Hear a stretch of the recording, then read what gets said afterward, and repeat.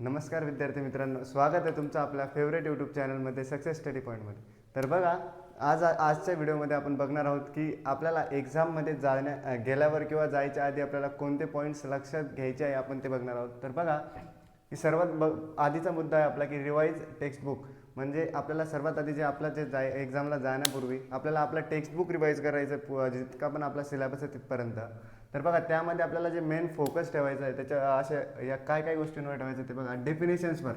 जे डेफिनेशन्स आहेत आपल्याला सायन्समधल्या, त्या डेफिनेशन्सवर आपल्याला जास्त भर द्यायची। अजून लॉज आहेत, अजून की जसं आपल्या पहिल्या चॅप्टरमध्ये ग्रॅव्हिटेशनमध्ये तुम्हाला ज्या की डेफिनेशन्स आहेत व अजून लॉज दिलेले केपलरचे, त्याच्यावर अजून डायग्राम असतील व जे इक्वेशन्स दिलेले त्या सर्व इक्वेशन्स व डायग्राम्स डेफिनेशन्स याच्यावर तुम्हाला भर द्यायची जेव्हा तुम्ही टेक्स्टबुक रीड करशाल तेव्हा।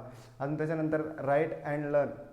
जर तुमच्याकडं एक्झामसाठी जास्त वेळ असेल किंवा अभ्यासासाठी जास्त वेळ असेल तर तुम्ही जे रीड करताय ते आपल्याला जास्त लिहून रीड करायचं, म्हणजे तुम्हाला जास्त समजून जाईल। आणि त्याच्यानंतरचा टॉपिक आहे मॅनेज युअर टाईम। म्हणजे जेव्हा तुम्ही एक्झाममध्ये जाशाल तेव्हा तुम्हाला टाईम मॅनेज करून जे क्वेश्चन पेपर किंवा आन्सर तुम्ही देणार आहात ते सर्व जो एक्झाम आहे ती तुम्हाला टाईम मॅनेज करून द्यायची आहे। त्यानंतर एक keep a clean answer sheet. म्हणजे जेव्हाही तुम्ही आन्सर शीट फिल करशाल त्यामध्ये तुम्हाला फक्त क्वेश्चन्स काढायचे व जेवढे तिला क्लीन ठेवता येईल तेवढंच क्लीन ठेवा ना। जास्तीची डिझाईन काढून काही फायदा नाही व त्याचे मार्क्सही भेटत नाही। त्यामुळे जेवढं क्लीन ठेवता येईल तेवढी क्लीन ठेवा। त्यानंतरचा पॉईंट आपला don't depend on guides and notes. म्हणजे जास्त जे गाईड्स आहे व नोट्स आहे त्याच्यावर जास्त भरोसा ठेवू नका किंवा त्याच्यातनंच तुम्ही पूर्ण अभ्यास करू नका। तुमचं जे लास्ट टाईम जी रिव्हिजन करशाल तुम्ही टेक्स्टबुकमधनंच करा, नोट्स व गाईड्सवर जास्त भरोसा ठेवू नका। तर त्यानंतरचा मुद्दा आहे डोंट इग्नोर स्मॉल टॉपिक्स। आता जेव्हा जो आपला पहिला टॉपिक होता की रिवाइज टेक्स्टबुक, त्याच्यामध्ये मी तुम्हाला सांगितलं की डेफिनेशन्स डायग्राम त्याच्यावर भर ठेवा, पण त्याच्या नादात तुम्ही फक्त जे स्मॉल टॉपिक्स आहेत त्यांना इग्नोर करू नका। ॲटलिस्ट त्यांना तुम्ही नजरे घालून घाला, फक्त भर तुम्ही या टॉपिक्सवर द्या, पण सर्वच टॉपिक्स तुम्ही कव्हर करून घ्या। त्यानंतरचा पॉईंट आहे डोंट मेमोराईज विदाऊट अंडरस्टँडिंग।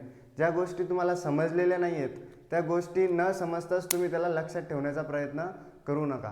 अशाने तुम्हाला काहीच आठवणार नाही, जे येतं ते पण तुम्ही विसरून जाशाल। त्यासाठी तुम्हाला जे लर्न करायचं ते तुम्हाला आधी समजून घ्यावं लागेल, त्यानंतर तुम्ही ते चांगल्या प्रकारे लक्षात ठेवू शकता। त्यानंतरचा पॉईंट आहे आपला don't write without reading full question. जसं की काही एक्झाम पूर्ण क्वेश्चन न वाचता त्या क्वेश्चनमध्ये काय करायचं आपल्याला ते न वाचताच ते काय करतात, आन्सर लिहायला स्टार्ट करतात।